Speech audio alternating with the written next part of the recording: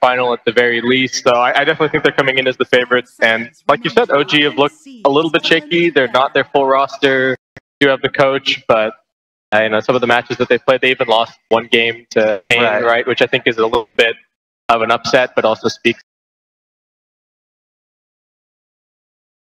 Great for the team. Got to break them down. 10 seconds remaining. Here's pop up. OG's turn to ban. You have a better idea about OG, but how does that compare?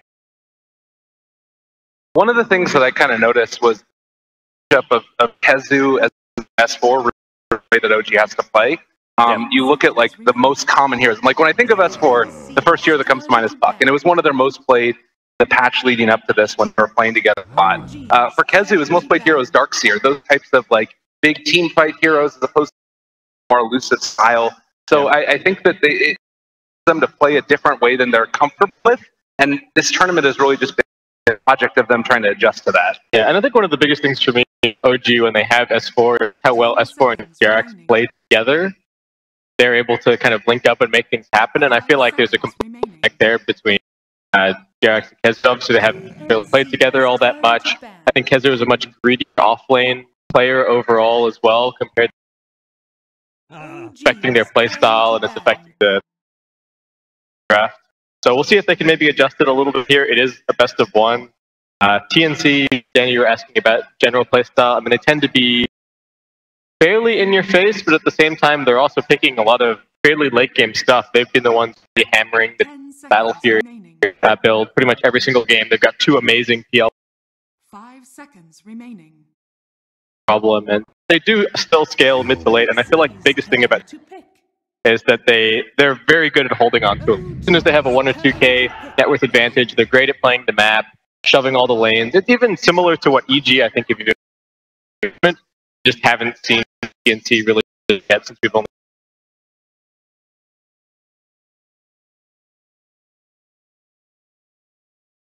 10 seconds remaining. 5 seconds. And I know a lot of the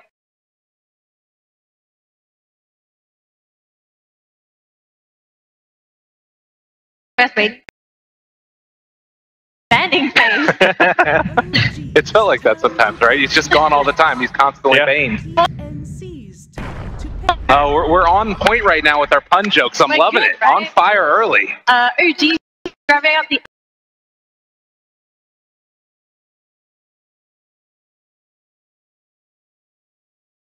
Yeah, and I think that this speaks to maybe the way that they're going to want to play it too. I mean, Bane could say that it's sort of more of like the laning counter. They want to make sure that they get through that laning stage early. But sometimes that hero does struggle a little bit later into the stages if it's like large team fights. And that's where Rubik and Elder Titan, I feel like, are going to excel. And at the very outset, I really like the OG draft. It feels like it's a nice answer to. I want to see what teams to try and round this out. And the other thing is that in best of ones, like anything can happen. The last 4 picks here completely win them the game regardless of play almost. So Night Stalker also is so single target focused. TNC are getting a lot of their comfort heroes. The Bane playing, they really like just pressuring the mid lane as much as they can. Good roaming.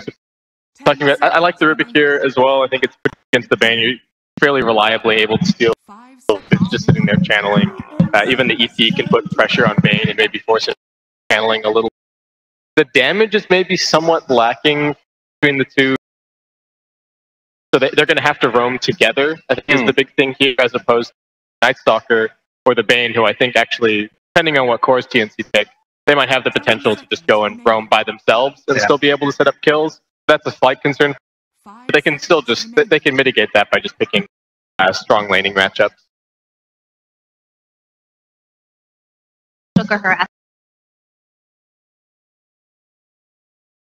Well, the other thing is it could be ran that a couple of days ago on Sam H, and it was the best part of their lineup. Granted, that left them with a position 3 Night Stalker, which you've seen has just been pretty garbage throughout this tournament. But that is a good point to bring up, because this is a hero that's known for that 4-minute mark. I think that maybe use the early, like 1 or 2 heroes around that nighttime phase. That's when they try and stick together a little bit more. I think that OG, though, the nice part about Night Stalker is that they know what those timings are where he's going to play around that. I'd like to see TNC picking up some heroes to maybe equate the Night Stalker vision TNC's turn to ban. out of the pool. What have we got? Matt Ryder, an obvious sort of partner with the Night Stalker, getting banned out by OG. Yeah, even the Tinker to a certain extent, right? Tinker with any vision hero. We've seen it with Bounty Hunter. We even seen Clockwork, for example. Just anything that can give you spamming the rockets. Insanely annoying. I like these men. 5 seconds remaining.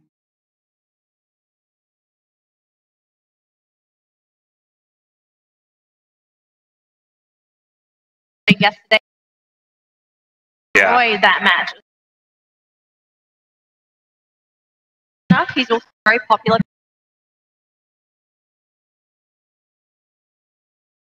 I think the Lycan is a really interesting one to mention because it is actually so good both with and against the Night Stalker because of double value on Howl during nighttime. We saw it in the past when Lycan was really trending with kind of the Armlet Mask of Madness build, very single target focused, but people against NS, and it could be something that we see pick, but if OG might have to take, you get that Terrorblade banned out, which is interesting because hero that both teams actually love a lot, right? Both 10 seconds remaining. I honestly feel like I would rather see it on Resolution than I would rather see it on Raven. Just playstyle wise, I feel like I like Raven more on those like heavy farmers carry TNC's stuff to make stuff happen. And yeah, OG are going to take it like you were talking about.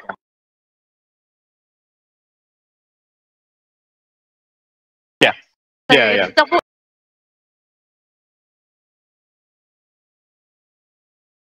Pressure him in lane. He's 10 fairly seconds susceptible. remaining. Tri lane is 5 that seconds crazy remaining. strong. That's one way to pressure on. OG Also seems like maybe a Brewmaster could be solid, I but was thinking TNC just gonna pick up a tide. It's a bit of a lane bully, and I like the Anchor Smash against all the summons, Ravage for helping control.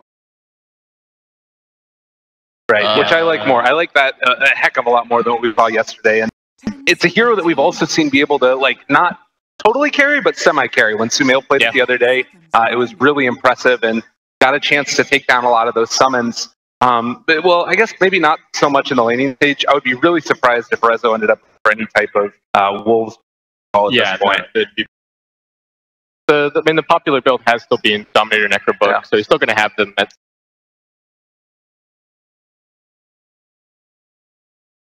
I think the one thing, especially talking about the differences roster and their regular roster, is it feels like Resolution has to carry for hard on this current incarnation. Matt has been playing kind of more semi-carry oriented. He played Earthshaker mid the other day, yeah, too? he played Shaker mid the other day. He played it in the show match as well. Yeah, he played Dragon Knight. That was in the safe lane, but also still kind of that more semi-carry, tempo-esque sort of. And I think that puts a lot of pressure on. They even tried to pick him Medusa one game. I think they were just saying, they also picked him a Terrorblade, and it was just, Rezo, we need you to farm up. We need you to be what Arteezy has been for EG at this tournament, where he's just been off in the jungle, doing his own thing for 20 minutes, coming out, having a huge impact on the game, but haven't been able to make that space and keep their lanes under control. and representing Galaxy battles, but Eidolons. I know that some 10 seconds battles. remaining. 5 seconds You can remaining. make it as close as you. Because of the armor. The louder I am, the happier I am. It definitely could be good. I guess the thing though is like they already have some answers for it. They don't have great answers out of the and things like that, and maybe that's where OG is trying to take advantage. I also feel like the other nice part about this is Howl is just going to give so much value this game. Yeah. You pop that, you start hitting towers, they're going to drop like a fly. It's really solid. Keizu, it's one of his most heroes. I think that they're get a little bit earlier where effective in the game. This is better because you have other ways to start the fight. You don't have to start the fight with Black Hole here. It's really interesting because it feels like it's not even necessarily a game where sometimes there are Enigma games where it's just a free win because the enemy team has absolutely no way to cancel a BKB Black Hole, and so you have this off-lane hero that can actually completely win you the game all by himself in the right situation. Exactly. Right. So there's the Fiend script to cancel, and I feel like Lyrical is saying it's more about the Eidolons and it's more about the push game than it is about the having the big black hole to be able to game. It is potentially quite useful against the Tidehunter, right? You can't crack and shell off black holes. Some kind of an opportunity down, and I like that OG have added some more AoE teamfight to the lineup, but TNC gonna fire right back with some more fight of their own. Got this Puck. Puck.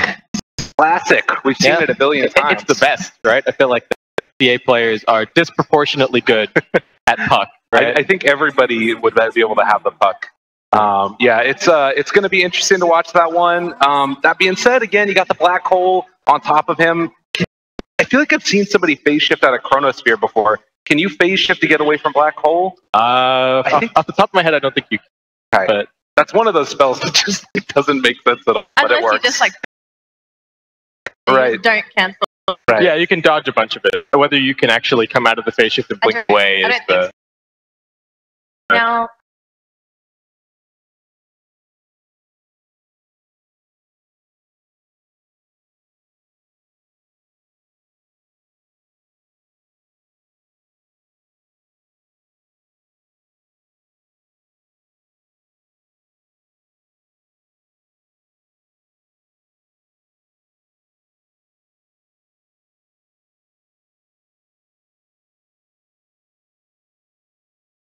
TNC's turn to ban. TNC's turn to pick.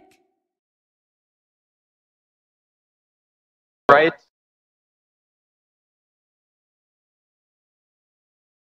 Yeah, I think it's quite good against the two OG supports. But no, just a Troll Warlord. Okay. Well, technically he has axes. We're Yeah, there you go. But Well, Troll Warlord though in the lineup, how does TNC lineup work around this?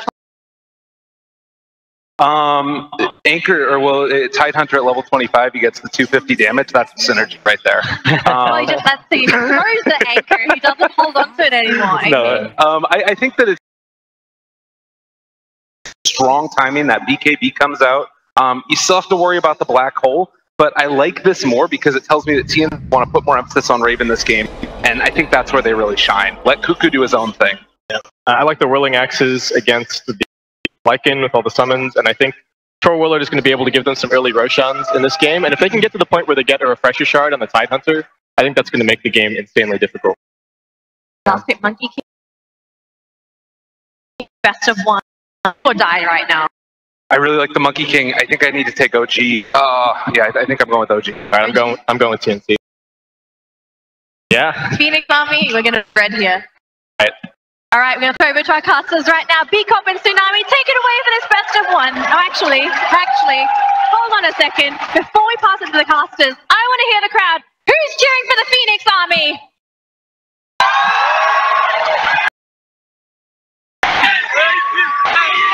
That's what I like to hear. Now, who's cheering for OG? A little bit less exuberant. That was a bit underwhelming. I was like, oh, okay. All right. Well, it does seem like everyone's going for the Phoenix Army today. Encouraging? No, definitely not. They can't hear it. They're in the booth. They're consummate professionals. They'll be fine. Absolutely.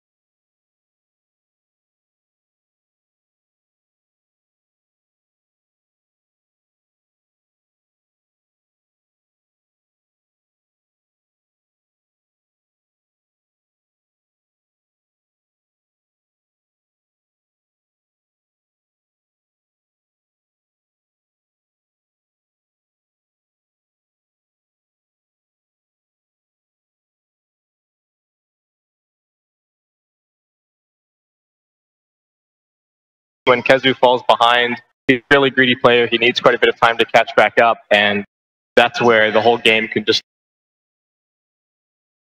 scary in the best. Do have pretty good high ground defense. Is that back to like the pretty scary moving into the lake. Yeah, you don't want to walk up there, up that hill. That'd be terrifying. And Monkey King, kind of like a little bit of a wrench thrown in everything as well. I guess the reason I was getting so hyped up about that pick is because it feels like they've got so many different ways to start the fight and like create chaos before they end up jumping in at the end with a black hole. Like, Boundless Strike is an incredibly effective spell to just start that all off. The benefit to OG is that they're not one-hit wonder like TNC right now. TNC, they're putting all of their money into. Yeah, maybe Cuckoo can pull off some really. He's not going to effectively be able. Have the Monkey King shut down. Have the Lycan. If the Lycan gets shut down, you get the Monkey. If they both get shut down, then that's a different story altogether. But overall, OG, do you feel like they would have the better late game, or could outplay?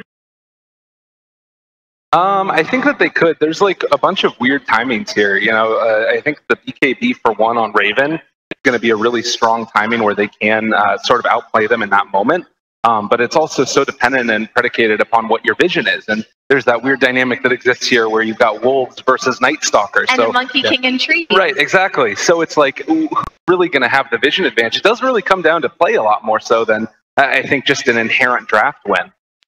Interesting because I don't even know if Raven really wants to buy BKB this game. Yeah, that's a fair point. If he could get away with it, I think he would prefer not to. I mean, there is the ET ulti, there is a Rubik lift, but beyond that, it's a lot of physical damage on OG between their two cores. I guess maybe the Boundless Strike as well from the wing. But this is probably one of those games where Raven ideally just wants to tank up. Get your SNY Scotty kind of a deal on the Troll Warlord, just be able to do a ton of damage. There's some diehard TNC fans in the crowd. Love it. Love these things when people bring science, everything interesting. Oh, definitely, yeah. The crowd starting to fill in as well. Very early here on this. Is it Sunday? I don't know what day it is. Yes. Okay. I have no idea. You come to these events, I'm 16 hours off jet lagged. Zone. Yeah, exactly. he doesn't know where he is anymore. Really jet lagged from what, the 19th century? Apparently, I don't know. It's a problem. What can I say? But yeah, it's really cool because the thing that's nuts about this place is it's so big that you get the a massive amount of sound and the acoustics coming in. It's awesome. It just echoes it echoes back. You get like this. You could have the tiny crowd of people, and then suddenly it just sounds like you have a full stadium full of people. Yeah. I couldn't imagine what this place would sound like if it was. Yeah, I know. It's pretty nuts. I think that the other thing is for the teams, maybe that ends up being a problem if it gets too loud because start to hear a little bit of extra noise, extra activities. That's always a worry. Yeah, that's true. Gotta make Roshan be quiet. Try and avoid any noise around the smokes. Can't afford to give the teams. The Costa's standing next to the booth. Cost, who are you cheering for? TNC or OG? TNC. TNC, of course. Can't go against the crowd. Hey, what a guy! All right. Hey, so we actually had 2 for TNC and 1 for OG. I'm getting outnumbered here, man. What's going on? Are you getting nervous? I get ganked soon. I know, that's true. I'm getting owned. You might look really smart, lyrical, but at the expense of the crowd maybe not liking you so much. We got security here, man. We're okay. We're fine. We're under control. No, it's true. I do really have to say that the more that I'm looking at the TNC draft, I'm starting to feel a little bit better about it. It's definitely going to be predicated upon how much how these lanes work out. Is there any lane that anybody needs to desperately avoid? There we go. Actually, I feel like they do need to try and. I think OG just needs to stay away from the TNC safe lane if possible. I don't think they can really do too much down there. Troll Warlord isn't as good as say something like a Sven or a Wraith King in terms of setting up kills, but the Whirling Axes is still troublesome. Like if Kezu was just standing there in the lane and doesn't see either of the 2 supports, there's still the risk that he just gets slowed down and then 1437 and Sims come running out of the trees and he just straight up dies. So I think as much as he possibly can, Kezu actually needs just finding farm in the jungle and making sure that he's getting his levels at the very least. Jungle Enigma's back? Is that what you're telling me? I think he's going to be forced into it. It's not necessarily by choice. Okay. And that's, to me, is the biggest thing this game is. I feel like it's very difficult for OG to completely shut down the Tide, though they do have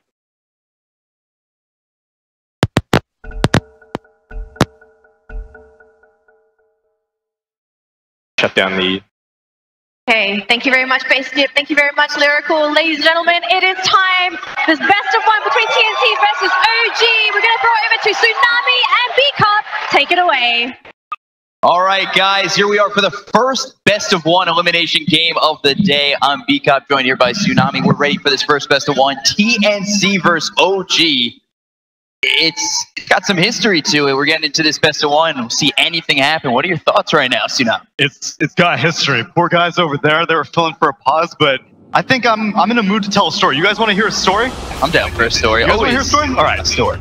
It was just about a year and a half ago that I believe John Patrick Lowry announced one of the watershed moments in Southeast Asian Dota history called like OG versus TNC Game 2. That was at TI6. Now, I was at TI6, and I was just going there as a spectator. I had no horse in the race, but that day, I just so happened to be sitting behind the Filipino casters. And that means that I was sitting in the Filipino contingent. The moment that they picked Huskar, for the next 60 minutes, a group of 30 to 50 Filipino people drowned out the entire key arena. And if they can do that in Seattle, then I better hear the Phoenix Army go crazy for their boys here in Manila. Not maybe the reception you were hoping for, but we'll hear them once they get first blood or a couple of kills here for the side of TNC. You can feel the home crowd behind them, but definitely at moments during the panel. So I'm excited to hear them once again once we get really into this game. But we'll take a look. What do you think about these lineups so far? It was predictions 2-1 in favor of TNC on the panel. So what are your thoughts in terms of the draft between both these sides? Yeah, the two key heroes were noted out by the panel. Cuckoo's Puck. Yeah, they come over towards Sam H. The resolution comes over with Jerax. They start to hit away, but they've also got the Echo Stomp. So he slept up for just a moment. Fly coming in. They've got him surrounded on the side of OG. Sam H, but this tanky Tidehunter not able to be taken out just yet. On the back lines, Cuckoo is here just trading hot shots with Mad for the moment being. And it's looking like it's just a fight that's going to end up with no kills on either side. Cuckoo picks up a bounty run of his own, and he's the hero that I'm most excited to see. Cuckoo has a history of performing beyond expectations on Puck, but on the side of OG, I agree with the panel. It's going to be all on Kezu. If Kezu is able to successfully not only find farm, but not get black holes canceled by the numerous sources of stable that they have on TNC, Kezu's going to have to play out of his mind this game if they want to come out during the best of one. Yeah, what kind of start is he going to need against Raven? I think he has the better advantage here in this bottom lane. In the laning situation, it should be relatively even. Right now, Troll Warlord doesn't have the best means of Eidolons. The thing is that if Kezu decides to take advantage of that, then someone from TNC can easily 3-7 Spain. Right now, starting out with Enfeeble in the mid lane. OG have not really given the mid lane yet. Instead, like everyone's heading to the top lane for OG. It's also odd to see Sam H on a Tidehunter over mid as well. They've got 1-4-3-7, they've got the Bane, they've got the Enfeeble ready to go. That's a lane-winning ability when you're trying to get that early, so how do you feel where he's got to go? Is this what you know? The offlane heroes to the mid lane, we got ET and Tidehunter duking it out. What even is the offlane anymore? There is no such thing. You just almost non-existent heroes, yeah. See 1-4-3-7 continuing to chase resolution, who's finally made it over to the mid lane, so it's no longer Jerax's lane, but Jerax, he got level 2 out of that, so he's got the Astral Spirit as well as the Echo Stomp, so that might have been what they were looking for, just to have that early lockdown. They got him a level. Resolution didn't have to spend the TP scroll to end up in the mid lane, and I think this is the matchup that Cuckoo was looking for. He wants to be laning against the Monkey King. It doesn't really matter if it's a 2v1 situation. If Jerax wants to stick around with his Elder Titan, that's fine, because 1-4-3-7 is fully aware as well that Jerax is stomping around over here. And so he looks for the Echo Stomp that's going to sweep up Cuckoo. Not looking at chase just yet, as now Mad's over here in the mid. So you've got the Lycan switching spots with this Monkey King that continue to just play musical lanes, which is always okay. And then you've got Cuckoo just trading shots with Jerax at the moment. The Enfeeble comes down onto the Elder Titan. They continue to trade blows. There's the fade shot coming in from Fly, but the chase is on from Cuckoo 1-4-3-7. They won't be able to catch up as the haste is there for Jerax. He's able to make enough space for himself. Cuckoo's constantly trying to follow the Monkey King around. He was TPing the top lane, but the TP channel took longer than expected because already other heroes are TPing the top lane. But he walks up, and he's just gonna make Resolution's life very miserable. One word. So now they head up top, continuing to just make Resolution's life a living hell at the moment. They've got Cuckoo here with him, the Feeble out. It's just, where does Resolution really go to find a nice open lane? He's second on the CS, but it just doesn't seem like it's going to be an easy time. It's gonna be dependent on the rest of OG's lanes kind of causing attention elsewhere. The problem is that, you know, Mad can't really threaten the Tidehunter in this mid lane. Kezu, he can't really threaten a Troll Warlord in the bot lane, so no one has anything better to do than stick around top 6 heroes. So Fable comes in, and now they've got the Echo Stomp. It's not going to hit because the Nightmare comes through onto the Elder Titan, so they keep Cuckoo alive. Well, this is aggression from trialing on both sides then. See who comes out with the benefactor of both sides going with the aggressive plays. They actually look over at Jerax, they continue to throw the Void out. Now they might be looking for an Echo Stomp again. They've got Resolution moving it on to Cuckoo, but still, again, just continue to throw that Astral Spirit out, give that extra damage to Jerax. It's for only 30 harder at the moment, but still, in for 87 with that giant stapler. It's not anything to joke around about. No, things are gentle for right now. You just wait. 40 seconds from now, it's going to be nighttime. That means Night Stalker is going to be a little bit more effective. He has 1 point in Hunter of the Night, so it's nothing that special, but Howl is going to come offline. He's going to sweep lands on Puck. And they get the sweep onto the Puck. They continue on forward. There's the telekinesis. Could be first blood for OG with the waiting rip. Hits on 3. They've got the silence coming through, but it's not enough. Jerax is going to get first blood for the side of OG, and they finally are successful with the aggression they're pushing on forward on the top lane. Cuckoo had phase shift available, but he was mainly waiting for the downless strike. Instead, ET with that enormous amount of staple gun damage got the first hit.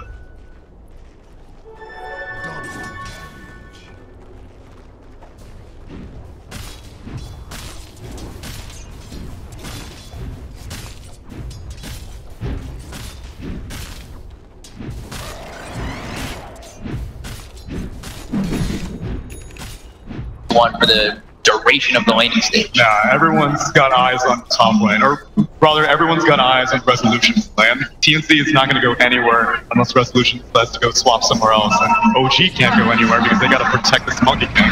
And so right away they send Jerax over here. They are looking for the Echo Stomp again, this time to land onto Tim's, but his nighttime, he's able to make his way off and out of the lane, and Cuckoo just sitting here only level 3 for the moment. For that Astral Spirit on him, and now Jerax might have been found out as Tim's comes over with 1-4-3-7 to chase Stop it. There's Fable coming in for Fly. Telekinesis through onto the Bane, throws him up, throws him down, but with no resolution here, doesn't look like it's going to be a kill for OG just yet. It's not going to be a kill, and they may have to move around. Raven has zoned the hell out of Kezu in between the tier 1 and tier 2 in the bot lane. This is what the off lane is supposed to do, is steal the wave, but Raven is like, no one's punishing me for this. Might as well just interrupt his farm, make sure that Enigma isn't able to feel comfortable over top. They've got the telekinesis as well as the Fable. They land the Echo Stomp, but there's the illusory orb, but they're not able to chase the moment. People come through as well as the balance strike that lands on Cuckoo. The chase is on. 1-4-3-7 gets the Nightmare onto this Elder Time to chase. Just not enough. Again, Cuckoo early on that Puck's able to be slippy and just get out of harm's way. Clutch silence coming out.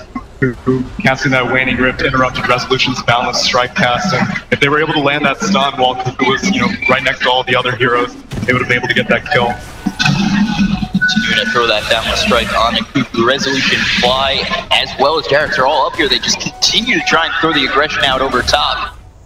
Trying to land an Echo Stomp, land it with the telekinesis, and if Resolution can get a little bit more fun, continue to push onto the side of TNC. So surprisingly enough, despite having this tri-lane, Matt has actually opted to get Wolves early on. He's gone for a 2-1-2 build. He now has Howl, but that's just a level 1 Howl. And I guess part of the reason is you're up against a Tidehunter. The thing is that your Wolves are not very tanky against physical damage, and Matt is really getting bullied kind of hard. Like, he's getting last hits, sure, but a Tidehunter who feels very strong will start moving around, and he's a great target to take on a Monkey King in that top lane. Ooh, over top, they're gonna maybe look for the Echo Stomp. They actually don't throw it off just yet. Resolution trying to get in the jungle. There's the Void, but the balance strike comes out on Tim's. They've got the Echo Stomp, that lands on 2, and now the telekinesis holds up 1-4-3-7. TNC with the aggression over top. They almost find Resolution, but it's nice saves from the supports again, which is something we're seeing time and time again in this lane. Balance strike has gotten interrupted so many times, that time by the Void. There's no points in crippling here on Tim's yet, but no one on TNC is interested in lightening up the aggression. They look for the balance strike again, and what's getting out right now is Cuckoo with the illusory orb, able to make it away again. This is such a tricky way. Like, Cuckoo has to be so careful how he skills up Puck this game. Space shift is invaluable because you can dodge the Echo Stomp, you can dodge the balance strike, but you need the illusory orb because, you know, if you want to go aggressive, you can get more damage. you get a lower cooldown on Illusory Orb. Then Waning Rift, if he gets dragged in by telekinesis, he's be able to silence everyone. Now the Resolution again getting moved in on. Yeah, they're going to move in. They've got these people out as well. Scoop coming through the balance strike, hits onto the Nightmare, comes out onto this grooving. They continue to chase. They're looking for the Echo Stomp. Is it going to be in time? No, it will not be. And Resolution goes down to Tims. Mid lane, Mad gets ravaged as well. Raven with the rotation. They pick off the mid lane Lycan. 2 kills right there for TNC. Getting really good up 1,000 net worth. They were able to hold off the aggression, actually use the aggression on their own to get a kill over top, and then they get one over mid. They got the extra stop landing on 2, but OG, it might be their time to get a couple of kills here. Tims comes over, Sandage getting quite low. Tims with the void out on Resolution, just continue to push him back. But there's the telekinesis. They lift him up, throwing it between all 3 of these heroes. But right now, Raven, he's into the fray, hitting on fly, but it's not enough at the moment. They're looking for the extra stop again. Tims able to back it up and split the seams into where he's going to be stunned up, sweeped up, and Tims roll drops to the side of OG with Jerax. I don't know if he's going to be able to make it away with the Nightmare coming through onto this Lycan. It chases out from Raven, one more shot, gets the kill, and they will trade. ET for a Night Stalker, but the thing is that TNC, they didn't have Ravage up, so being able to take a successful team fight like that without such a major ultimate is a huge bonus for them. They're slowly building up a lead, but there's still plenty of time to go because the whole time Kezu, quietly with his black hole, he didn't see it necessary to go on that mid lane. Didn't have a TP scroll, so maybe he wanted to, but whatever the case, at least he got some time to farm by himself while Troll Warlord getting kills in the mid lane. Resolution over mid for just a moment. He's been getting bullied heavily. He's 0-1 and 2, but it just seems like his laning stage is not what OG would have wanted. No, now we got to smoke up on the bot lane. Night Stalker cancels it. Jerax might be in trouble. Yeah, they look for the Echo Stomp again, but he's silenced over the crippling fear. Fly coming over as well as Raven. There's the telekinesis. They'll lift up Raven, making a little bit of space for him at the time being, but not enough just yet. Able to walk away. Yeah, Raven, I don't know if he wasn't quite sure if Tims had crippling fear or not, but he was running away from the Echo Stomp. It seemed like Tims knew the whole time that he was going to be able to cancel it, but smoke rotation fails. First one from OG.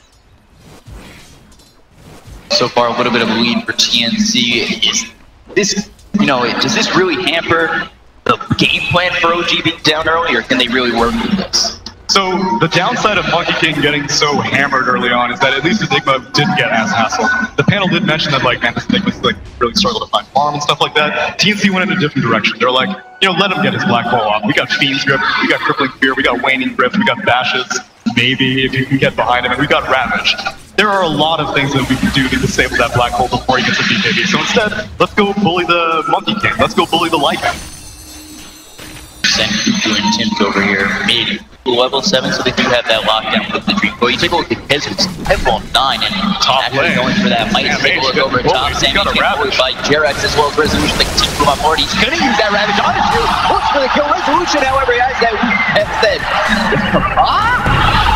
Resolution going through. They've got the Echo Stomp. They'll get the kill on the Stampede. And they're able to kill him off. And they tie it up at 3. Oh man, Night Stalker had a TP scroll, Puck had a TP scroll, Bane had a TP scroll. Everyone's like, now you got this. Ravage, 1v2, I have faith. And he almost did get it, but instead TNC decided to push the mid-tier 1. And in terms of map control, obviously that's invaluable against this team. We talked over and over again about vision, and right now, bot lane, they don't have vision of Raven yet as he eats his way out of this.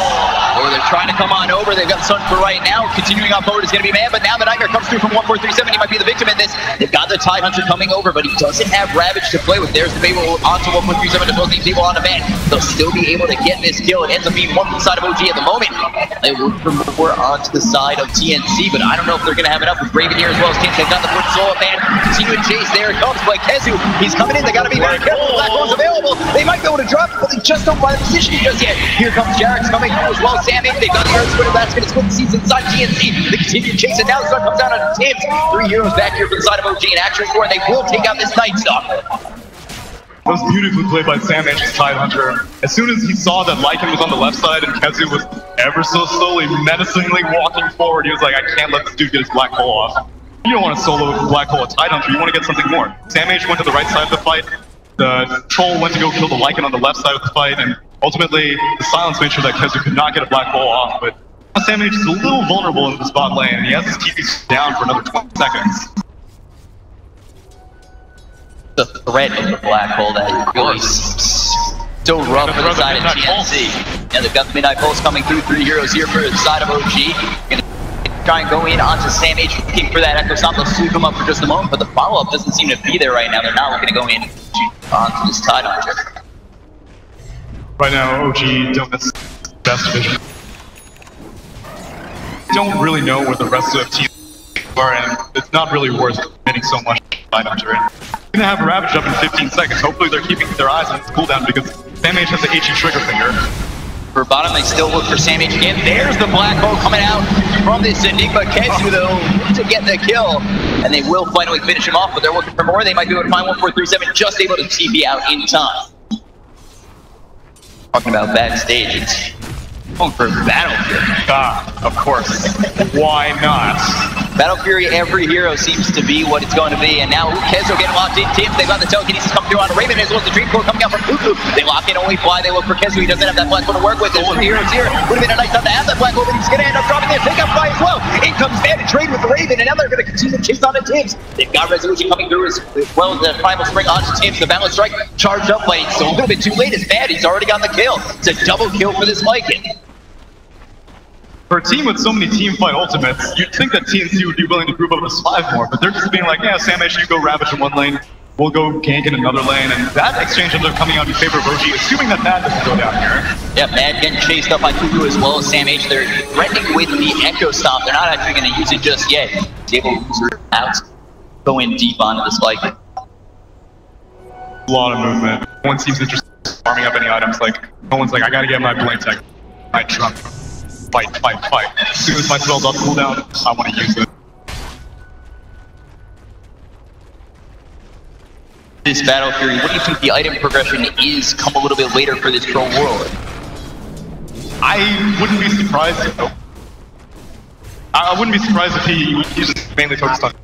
No one else is a real physical damage dealer, and Sam H has gotten so much freaking harm this game. He's got a Helm of the Dominator completed that with Gush's armor reduction, Raven can do a ton of damage. So Battle Fury's damage item in and of itself is now Fiend's Grip on the top. Yeah, Fiend's Grip comes down onto this Lycan, but the Echo Stomp is going to slow them down for right now. They've also got the Earth Splitter coming out on 2 of these heroes, the Telekinesis as well as the Fable. Resolution comes in and grab that counter. Raven, the chase is on. Sam H in a little bit of trouble. There's the Midnight Pulse laid out on the ground. 5 heroes coming here for OG. A couple more shots will do it. He's just trying to run away with that taunt. The Fable comes out, and Fly will clean him up.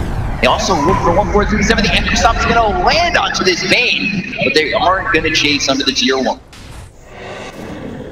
Movement from OG feels like the movement that teams should be doing. Like, they're moving around as 4 and 5. Meanwhile, the team that doesn't have the Lycan is the one that's split pushing at the time. They send 3 heroes in one lane, they send 1 hero in the mid lane, they send 1 hero in the bot lane. I haven't seen TNC group up as 5 a single time yet, and I feel like with these team fight ultimates, these kinds of ways to stop a black hole, keep a Monkey King in check, silence the Elder Titan, you shouldn't really have this much trouble getting a full-on team fight. Maybe they're just waiting for these items, and now he is approaching Blink Dagger territory just 2 away.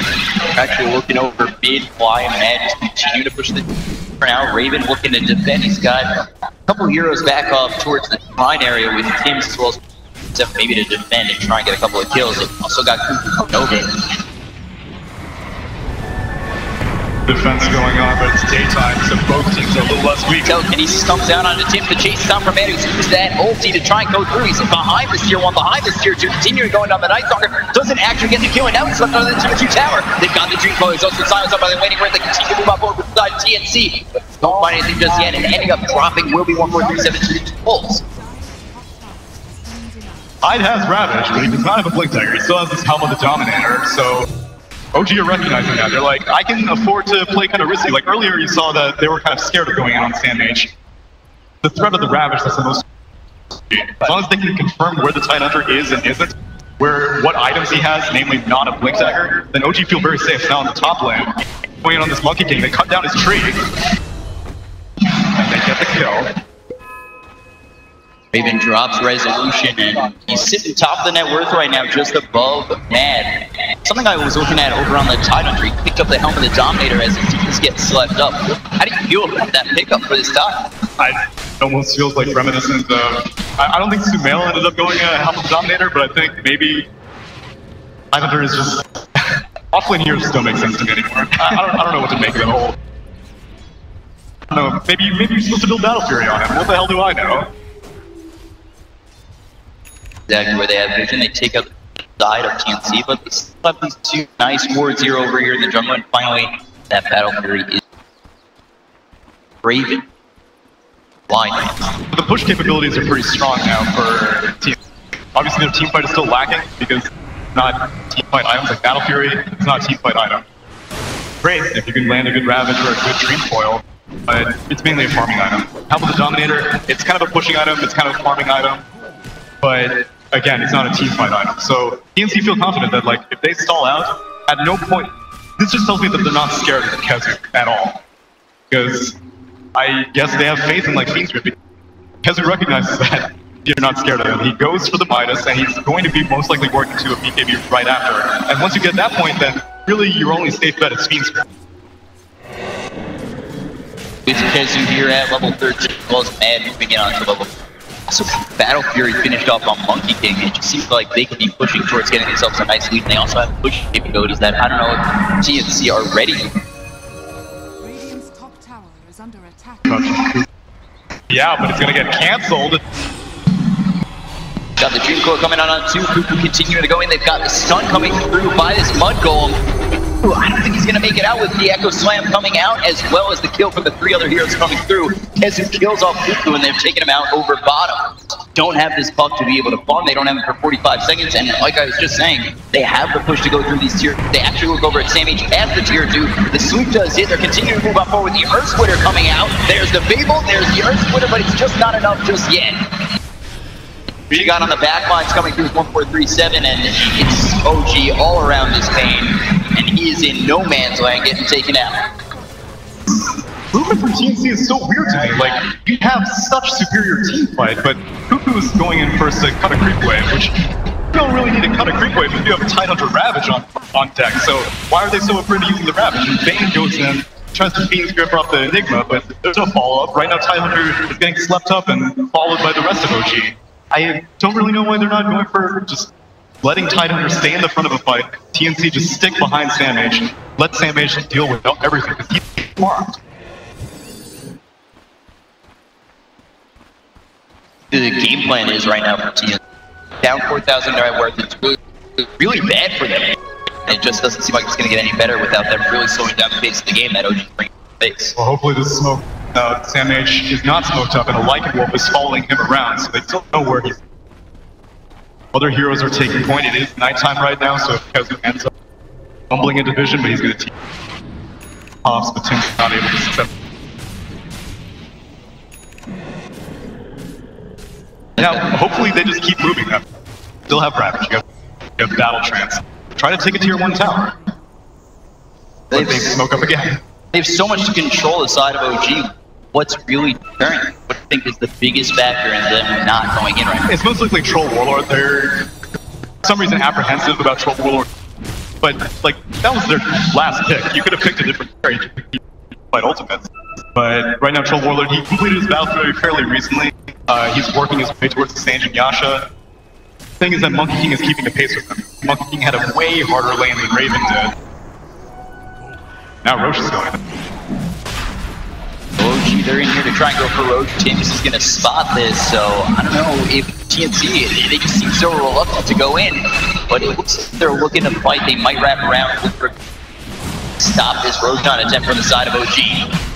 On his command setup. Resolution looking to drop that in a good spot to keep the side of TNC away. Now you've got this Astro Spirit just pushing into the side of TNC, knowing that they have vision. Matt is still sitting on his Necrobook 3, down his tracks. There's no rush to take this push. All they're doing right now is wasting time, but Raven wisely is farming off on the side. TP scroll's actually down right now, but like OG are actually going to objective that they were trying to complete instead they're looking for. They can pick off a couple of these heroes, they should be able to finish off Roshan no problem. They were almost able to cut off TNC coming back towards their own base. Actually find the sweep here on 1437, but no follow-up. They'll just continue to deter TNC from coming in and push over on this tier 2. That's a free tower. Hopefully they can get Lycan. But they don't. Go. And into the Roche pit. I mean, no cooldowns have been expended at all by OG. They didn't even have to use the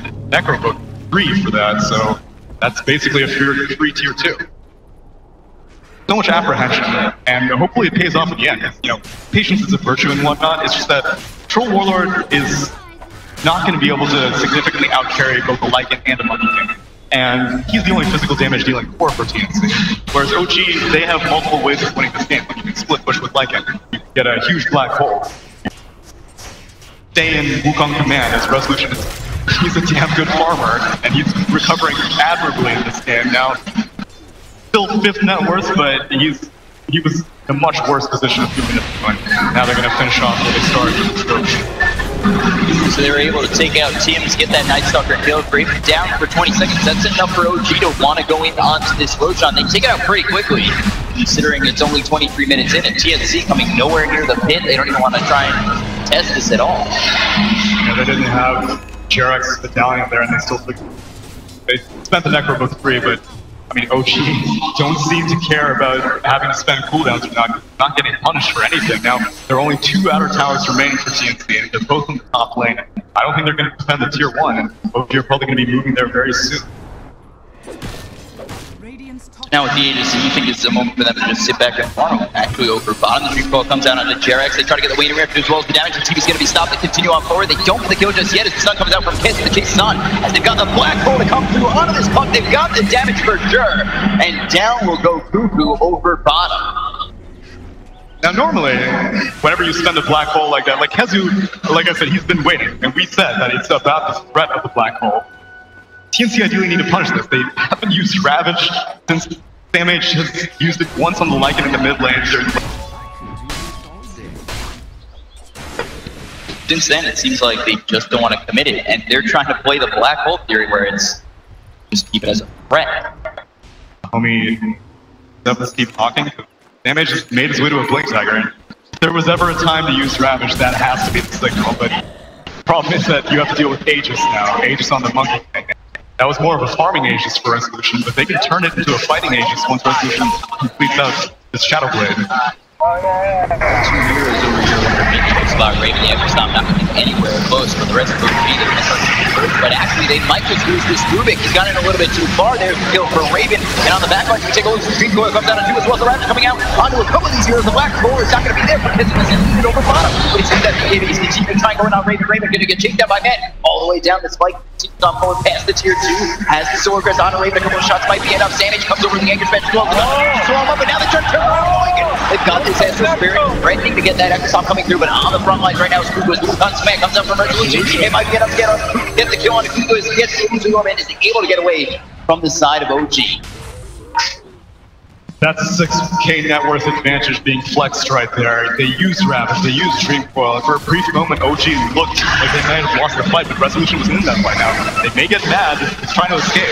They've got Megan chased out by SamH, but into the hands of OG he will go, but it doesn't look like OG are really looking to fight too much. They're on the retreat, Cuckoo continues to move on forward, but maybe stunned up by Kezu. Moves real forward as well as the gush onto this Enigma. TNC pushing him to the other side of the river. OG don't want to fight. Even though they have the Aegis, there's no reason to spend it. They don't have the black hole right now. OG can take aggression whenever they want, because TNC are not being the ones who are confident enough to take the fight. Like now, this is the movement that they wanted to make, or what should have been made earlier. They were like, oh, let's be willing to spend cooldowns like that. That's now puck on the run, get away from the fly. He's got that haste to work with, and it's not a lot of heroes here inside of a people lock him in.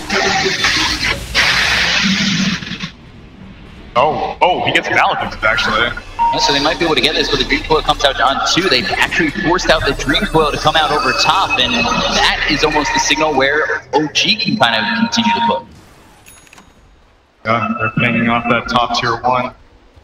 Resolution camping behind it, but most likely TNC are not interested in defending. Ravage is still down for another 35 seconds. Until that spell comes back up, SamH and the rest of TNC are just going to play cool. Take a look at Raven's item progression. Sankiasha also has that BKB finish. It's at 10 seconds. So for the next fight, you think that's worth enough for them to be able to maybe be the aggressors instead of trying to play the counterplay? That and the Blink Dagger Ravage. But that tier 1 goes down fairly quickly. They still have Necrobook 3 on Mad, so they may take the tier 2 for free as well, which I wouldn't really blame TNC. Like at this point, your best bet is going on the high ground. continuing to push right now is OG, not meeting the Necro book just yet. They might actually just try to push all the way through into the tier 3.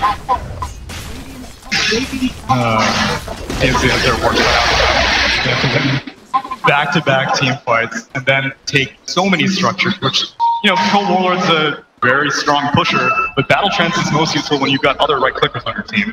And Control has no one really to synergize with that Battle Trance. So, yes, lyrical theory of the 250 damage, 25 talent on Tidehunter, maybe that's the play, but until then, Battle Trance is just going to be used to Control Warlord.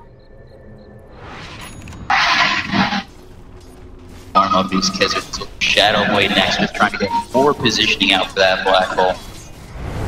He comes out, no Echo Stomp gonna hit, Cuckoo able to walk away, and take a look at what Cuckoo's got. He's got the Veil, he's also looking at the Ag, so he's trying to really make sure those PKBs don't mean much on the side of OG. That's an item that's really worth it for this talk.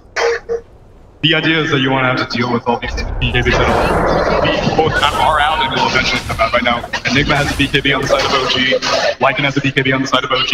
I wouldn't be surprised if Resolution, oh, he is going for one. He actually almost has completed. Most important item to pick up is that Kezu has now freshly completed a Shadow Blade. So he has BKB, Blink, and Shadow Blade all completed. And I think it's in OG's best interest to keep this secret for as long as possible. To TNC, they look to be moving forward for what seems to be the first time in this game. It does seem that way. At least the first time they moved as a unit. We've seen Cuckoo kind of messing around, cutting some creep waves, moving forward. We've seen Troll Warlord every once in a while, but they moved as a unit. It was underneath smoke, and OG were aware that no one's on the map. They backed it off, and right now they're trying to keep things as quiet as possible because his Shadow Blade initiation from Kezu could be game-winning. Now he's also looking for the refresher where he is so farmed up, third in the network, one on top. Outside TNC is Raven, but that's enough. Just Raven. Top tower is under attack. Yeah, and more often than not, it's Raven who works constantly. Right now, Cuckoo not really been able to find the opportunities that Puck is known for, and part of that is definitely credit to OG, but also part of it just seems to be shot clock. Now they're taking this tier 2 top, and they've been up for it, so one free tower claimed in return. A little bit of map control.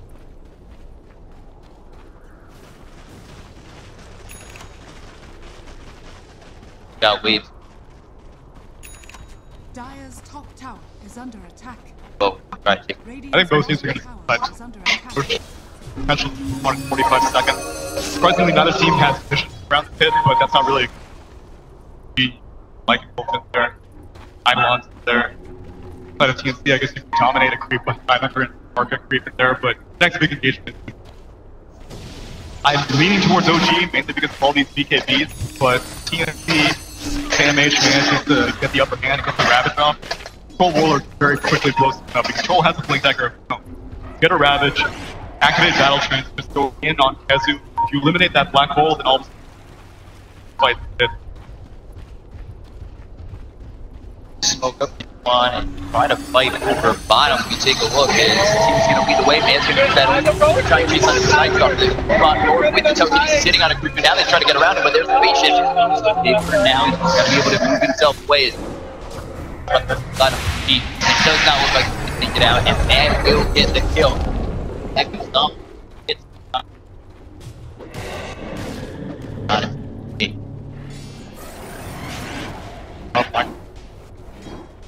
I keep looking at OG and I'm like, Dire Wards. Back up.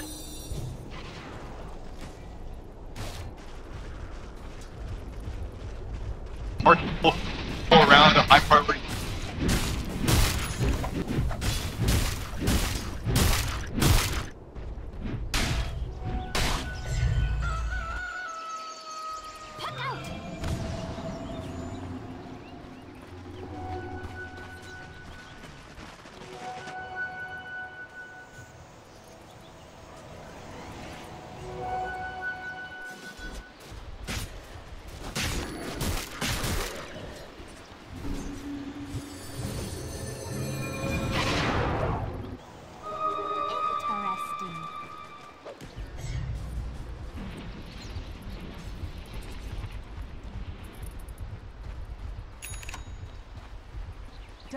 are scanning.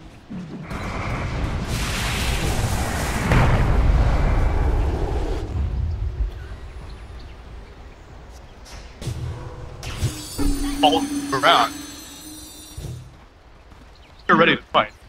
Right now, they're gaining some control around the court.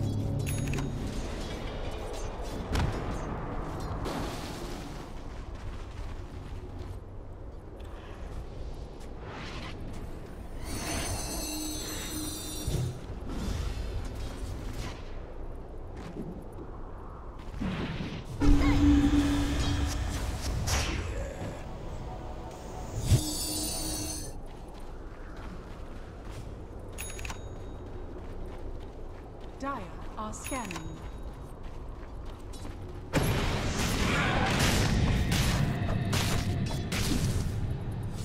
Radiant are scanning. Dire's bottom tower is under attack. Dire's structures are fortified.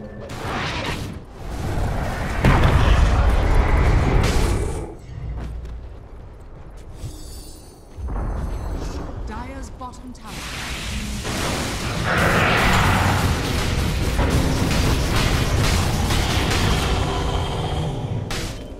You feed the crab. The wages of fear.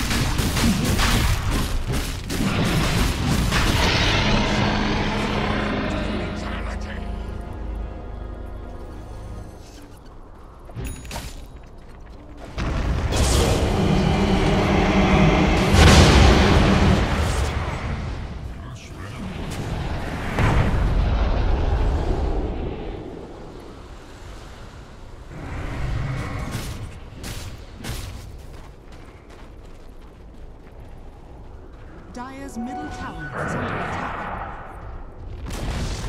Dire's middle tower has fallen.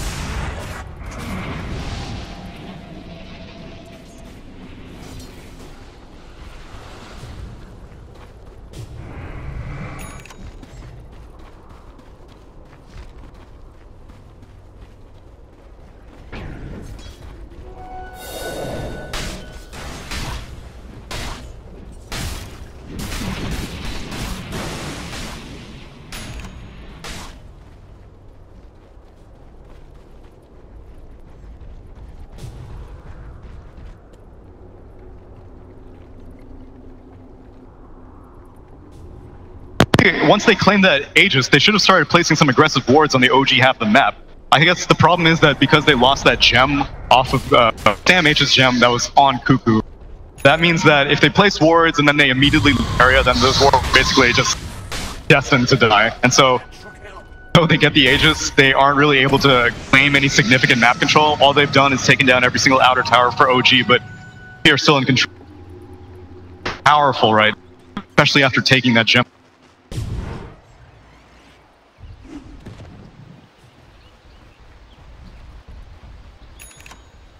Kind of movements benefit from this. You can try to bank on smoke. They've had on and off success. Aegis, like, you feel pretty confident, you have that license, you're like, okay, well, even if we don't have the vision, our troll warlord gets caught out one time, like, we'll second half of.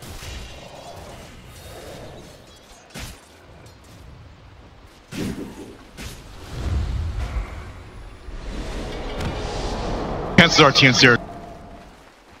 Gee, they're looking to be aggressive. They've got the smoke on 4 of these heroes, Kizu, Fog, Jerix, as well as Resolution. Resolution also dealing with that double damage, so they're going to move on over bottom. They might be able to find themselves a Night Stalker, possibly Raven. Raven very far forward. Resolution just does not spot him.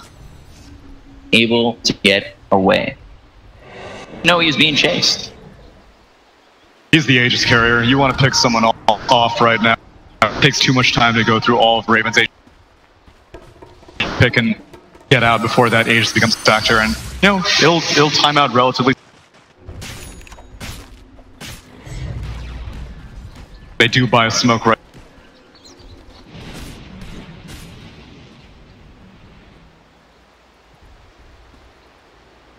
Aid Raven. See if they can. Mid, you've got Monkey King, Resolution nearby. Without going in, but there's Primal Spring with Shadowway just moving in.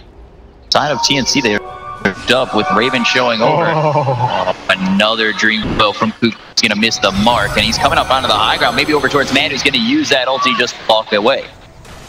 I don't think OG knew that Dream Coil was spent, because Mad walked up to that boundary room like area, but I just grabbed an Invis rune, managed to blink out during the fade time, and second too short for Kook. Being unsuccessful. Seems like OG are going to be successful to wait out this Aegis for the most part. I mean, without an Aegis, what's TNC's... Top lane, Black Hole! I'm sorry, what were you saying? You can ask that question again. Oh, that was me, you know. How about mid lane? What's going on? I've got you on mid lane. We take a look at Tim's. He comes over onto this Elder Titan. They've also got Sam H coming in as well as Raven. There's the Beats here coming out onto the Elder Titan. They'll get the kill with the BKB popped by Raven. Now the telekinesis comes down on the back lines. We're going to take a look as now they've got Raven coming through as well as Resolution with that ulti drop down on the ground as Mandy's going to use that shapeshift to continue to try and chase onto the side of TNC. 1437 goes in, but there's the Nightmare lock coming in. They've got the balance strike coming through. They kill off 1437. They look over at Raven, but he's still got this Aegis. There's the lockdown that they need. They're going to be able to pop the Aegis. So let's see if they can look for more or if they're going to be turned around on. They've got Tim's there, about people out on man. Raven just trying to trade these blows, but really taking low. The chase is on with the BKB pop by man. Kenzo coming in. He's got a BKB as well. Raven in a lot of trouble. The Dream Core drop down. This Ravage comes out, but it's just not doing enough to take out Kenzo, but it does take out man. Oh. No kill off fly. Now they've got the Yules out on Resolution. Getting away is Kezu, but chase is on from TNC. Sam H moving forward, but into the trees will go Resolution all the way out of harm's way from TNC. But I don't know if he's far enough just yet. The Illusory Orb not going to jaunt over to it. All right, I found a situation where Battle Fury is not always the best item. Troll Warlord, while casually trying to 1v1 a Lycan, ended up inadvertently cleaving down a Necrobook creep, took a bunch of damage, and quickly realized, like, wait a second, I can no longer take this fight. Had to run very quickly out, but TNC had an appropriate reaction. Ravage was held until the 11th hour, came out, ended up finishing off the Lycan. It was stolen by Rubik, but Cuckoo recognized that the steal came out. He immediately jumped to the high ground, silenced the Rubik. Fly was not able to get the Yule, get out, and successfully cast that Ravage. So, for the cost of the Aegis and the Troll Warlord, you were basically able to exchange cores, pick up a support, and you're down this significantly in net worth, which is down 10k right now, formerly a little bit higher. Then you're pretty happy if your team.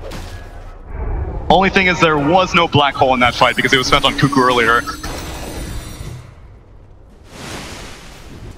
Black hole for, despite being down 10,000 net worth, they show a lot of promise in a couple of these fights.